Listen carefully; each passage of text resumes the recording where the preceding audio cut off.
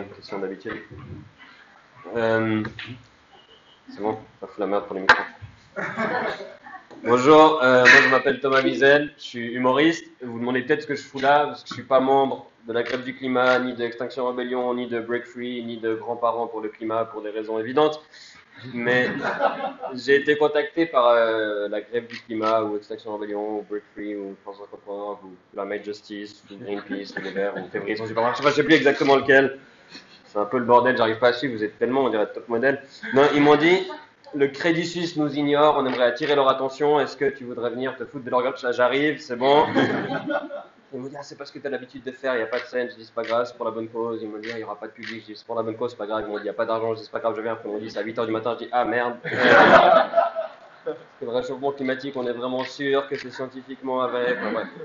Parce que faire lever un humoriste à l'aube, c'est un peu comme faire réfléchir un banquier sur la portée de ses investissements, c'est pas facile. Mais je suis là, donc je vous demanderai un peu de clémence, si vous voulez vous détendre et rigoler, ça me fera moins déprimer après.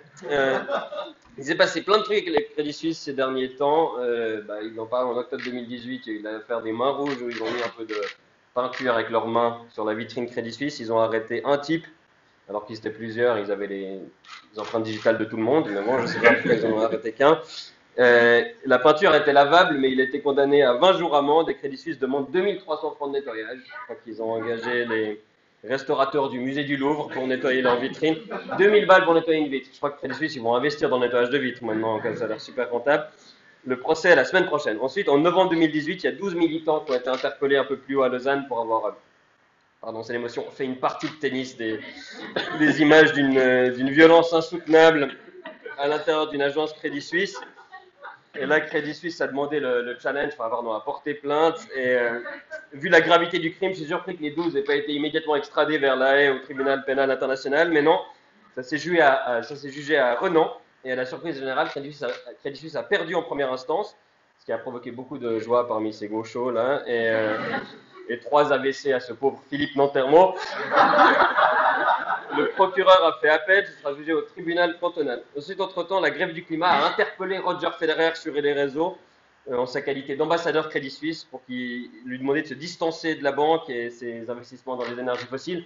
Et c'est là que je me suis dit, putain, ils sont chauds. Parce qu'attaquer Crédit Suisse, ça va, mais impliquer Roger Federer, là, il faut y aller. Mais bon, Federer, il sait pas qu'ils sont pas cool, le Crédit Suisse. Federer, il croit que Sunrise, c'est un bon opérateur. Enfin, Federer, il habite à Dubaï, il est au courant de rien, il est sponsorisé par Moët & Chandon, alors que j'ai pas l'impression qu'il est porté sur la bouteille. Enfin bref, mais en tout cas, Federer, il est intouchable. Sauf si tu t'appelles Novak ou Raphaël, mais ça, j'ai pas envie d'en parler. Et là, Roger, il a répondu. Il a dit qu'il allait parler avec ses sponsors et qu'il prenait le changement climatique au sérieux. Il a répondu. Je sais pas si vous réalisez que la dernière fois qu'il s'est positionné sur un sujet polémique, c'était en 2002 quand il a dit qu'il mettait le lait après les céréales. Donc là, il a répondu. Donc gros truc, Crédit Suisse, ils se sont dit on est obligé de faire quelque chose, on va faire un gros truc, il faut qu'on annonce une grosse action. Ils n'ont pas déçu parce qu'ils ont fait un communiqué de presse. Ouais. Et ils ont dit, je cite, oh c'est pas juste, franchement les autres banques elles polluent aussi, et puis on a fait plein d'efforts. Une fois on a imprimé un truc sur du papier recyclé, et puis on a réutilisé 2 fois un gobelet avant de le jeter, donc on est carrément des héros de la planète. Et des mots puissants. Et après, ils ont dit qu'ils arrêtaient de financer les centrales de charbon, sauf qu'ils en avaient financé 2 dans les 20 dernières années. Donc c'est assez facile d'arrêter un truc que tu fais déjà pas, en général. Hein. Bon, ça compte quand même. Ils sont aussi engagés d'arrêter d'investir dans les machines à écrire et les mousquets. Donc, des actions puissantes. Bon, après, en 2016 et 2018, ils ont quand même investi 2 milliards dans des entreprises d'extraction de charbon et 1,9 milliard dans des entreprises de production d'électricité via le charbon. Mais bon, ça, ils sont obligés, c'est les exigences de profit. Franchement, la personne qui n'a pas mis 4 milliards dans l'industrie du charbon cette année jette la première pierre. Moi, avant de venir ce matin, j'ai mis 200 millions pour être bon pour la semaine, quoi, c'est normal. Sauf que pendant ce temps-là, au Crédit Suisse, c'est un peu le bordel avec l'affaire des filatures. Alors, ça n'a rien à voir avec le climat, mais c'est beaucoup trop marrant, donc on va en parler quand même. Tidjane Thiam, le PDG, il s'est embrouillé avec Iqbal Khan, qui est un des banquiers stars du Crédit Suisse, parce qu'ils sont voisins à Zurich. Et Khan fait des travaux chez lui qui font trop de bruit, ça énerve Thiam. Donc Thiam, il a planté des arbres pour gâcher la vue du lac de Zurich chez Khan. Tu vois, il est dans notre équipe, il plante des arbres. Ça, c'est bien. Ils auraient dû le mettre dans le communiqué, ça, ils n'ont pas mis. Et du coup, Khan, il s'est énervé, il a quitté Crédit Suisse pour UBS. Et Crédit Suisse, ils ont eu peur qu'il prenne avec lui des employés et des clients. Donc ils ont décidé d'engager des détectives pour le suivre. Sauf qu'ils l'ont suivi en voiture, ils se sont fait remarquer. Can, il est sorti de sa voiture pour prendre en photo la plaque. Les détectives sont sortis de leur voiture pour péter le téléphone de Can. C'est quoi ces détectives, franchement? Ils ont trop investi dans le charbon, ils ont plus de fric pour engager des détectives, Crédit Suisse. Je crois qu'ils sont allés sur page jaune, ils ont mis détectives, c'est n'importe quoi. Parce que pendant 50 ans, la CIA, elle a espionné le monde entier depuis Zoug, on n'a rien su. Eux, ils suivent un mec pendant 3 semaines, tout explose. C'est vraiment n'importe quoi. C'est les moins bons espions de la planète. Je pense qu'ils avaient un journal avec les trous pour les yeux pour les suivre. Sauf qu'au volant, c'était un peu compliqué. Enfin, ensuite, on a appris que le DRH était suivi par des détectives, une employée aux États-Unis aussi, et aussi qu'ils ont espionné Greenpeace. Donc, visiblement, Crédit Suisse, c'est une entreprise d'espionnage qui fait un peu de bancaire à côté aussi. Moi, j'aime bien Crédit Suisse parce qu'ils disent qu'ils sont exemplaires en matière de climat, qu'ils sont des leaders dans le secteur, qu'ils n'ont rien à se reprocher. Et après, ils décident d'infiltrer Greenpeace. Ça, c'est des actions des gens qui n'ont rien à se reprocher en général. Bon, ils disent qu'ils voulaient être tenus au courant des prochaines actions. Bah, je sais pas, inscrivez-vous à la newsletter, comme tout le monde. Non, mais si vraiment tu veux des infos sur Greenpeace, c'est pas compliqué. Moi, tous les jours, je les évite devant la gare de Lausanne. Je suis sûr que tu t'arrêtes 3 minutes, tu discutes, ils vont tout te révéler. Ils seront tellement contents que quelqu'un leur parle. En tout cas, j'aurais bien aimé voir l'employé Crédit Suisse qui a essayé d'infiltrer Greenpeace. À mon avis, il a tenu 2 jours avant de se faire découvrir. Parce que le mec était propre, bien rasé, il était à l'heure, il était motivé. Sur nous, c'est pas un activiste écolo, lui, c'est sûr. Et encore moins discret, c'était les 3 voitures de détectives qui le suivaient en permanence. Je pense qu'il savait vite découvrir. Mais Tidjane Thiam, il a dit, moi je savais rien de tout ça. Il a toujours dit, moi je savais rien. Je suis pas au courant, parlez-en à mon patron. Ah merde, c'est moi le patron.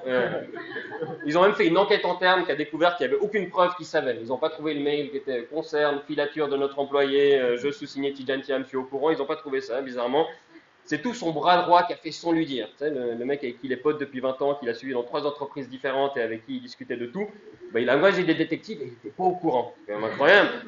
C'est ce que c'est, on pense pouvoir faire confiance à quelqu'un, puis après on apprend qu'il a engagé 8 détectives pour suivre 12 employés de la personne, dont ton voisin, et puis il t'a pas dit, c'est quand même n'importe quoi. Ça arrive tout le temps. Mais apparemment, si Thiam a été viré, c'est pas à cause de ça, c'est parce qu'il n'est pas assez suisse, c'est du racisme. Tiens. Au Crédit Suisse, on n'aime pas trop ce qui est noir, sauf quand c'est la fumée qui sort des cheminées, ça va. Mais il aura quand même un parachute doré de 30 millions, Tidjane Thiam, d'après le Tages-Anzeiger. Et heureusement qu'on a voté contre les parachutes dorés, hein, ça a été efficace. C'était le 3 mars 2013, c'est passé à 67,9% de tête. On voulait plus des rémunérations abusives, et du coup, il aura que 30 millions. C'est même pas un parachute, ça, c'est un parapluie, je sais pas comment il va faire. Il va se serrer la ceinture, Tidjane Thiam, bonne chance à lui, quoi. En tout cas, nous en Suisse, quand on interdit un truc, c'est efficace. Hein. Pas de parachute doré, paf, il n'y en a plus. Quoi. On déconne pas. Je me réjouis qu'on interdise l'investissement dans les énergies fossiles et que juste après, on ouvre 12 raffineries à Holton. Enfin, ouais. En plus, juste avant de se faire virer, Tidjane Thiam, il a dit chez Darius, il a dit si les activistes du climat veulent venir me parler, la porte est ouverte. Puis Crédit Suisse, on dit, bah tiens, puisque la porte est ouverte, barre-toi. Du coup, je sais pas si le nouveau patron, Thomas Goldstein, il va oser vous inviter, les gars, je suis désolé, mais en tout cas, on sait que c'est un pote du climat parce que c'est un grand pote du patron de Glencore, donc c'est quasiment un éco-warrior, Goldstein, ça va être bien. Et peut-être qu'avec son nouveau salaire de plusieurs dizaines de millions, il va pouvoir emménager à côté de Tidjane Thiam et Balkan, ça va être un joli quartier. Parce qu'apparemment, on est dans un pays où si tu fous un peu de peinture sur une vitre, tu as une condamnation, tandis que si tu es responsable de millions de tonnes de CO2 dans l'atmosphère, tu as une villa avec vue sur le lac de Zurich à hélicoptère avec chauffeur. Donc la grève du climat a proposé un débat public sur la RTS au Crédit Suisse qui n'a pas répondu. Ils ne veulent pas de débat public. En fait, eux, ils veulent investir dans n'importe quoi sans en assumer les conséquences. Ils veulent le beurre, l'argent du beurre. Quand on leur dit hey, la crémière, un peu de cholestérol, ils disent oh, c'est pas notre faute. D'ici 2 heures, Crédit Suisse va annoncer à Zurich ses résultats 2019. Ils vont sans doute se présenter comme des héros de la clause climatique. Ils sont hyper fiers de leur bilan, mais juste pas assez pour le défendre devant des experts. C'est dommage. C'est pour ça que je suis là aujourd'hui, c'est pour faire ce petit speech qui peut-être va arriver aux oreilles de ces banquiers de la Parade des Plates, c'est grâce aux médias qui sont là, puis grâce aux gens qui partagent sur les réseaux, tu vas peut-être mettre des sous-titres en allemand. J'aimerais leur dire, messieurs, dames du Crédit Suisse, parce que visiblement vous avez plus de détectives que de banquiers sous contrat, ce serait bien d'aller les faire surveiller, au lieu de faire surveiller vos employés, Greenpeace, faites-les surveiller, envoyez-les, je sais pas, en Arabie Saoudite, chez Aramco, qui est l'entreprise qui est le plus gros producteur de pétrole au monde, que vous avez aidé à entrer en bourse il y a 2 mois, je ne sais pas si vous vous souvenez. Aux États-Unis, où vous soutenez l'exportation de gaz de schiste. En Allemagne, vous financez RWE, qui extrait le charbon le plus polluant du monde. Au Qatar, chez vos actionnaires, qui sont les leaders mondiaux du gaz naturel liquéfié. En Arctique, vous financez des forages. En Alberta, vous êtes très actif dans l'industrie des sables bitumineux. Et vu la qualité des détectives, je pense qu'ils se feront gauler dès l'aéroport, mais essayez, on ne sait jamais. Et après, revenez nous regarder dans les yeux et nous dire que vous êtes des héros de la cause climatique. Et je ne sais pas si vous réussirez, parce qu'avec la pollution, les yeux seront un peu irrités.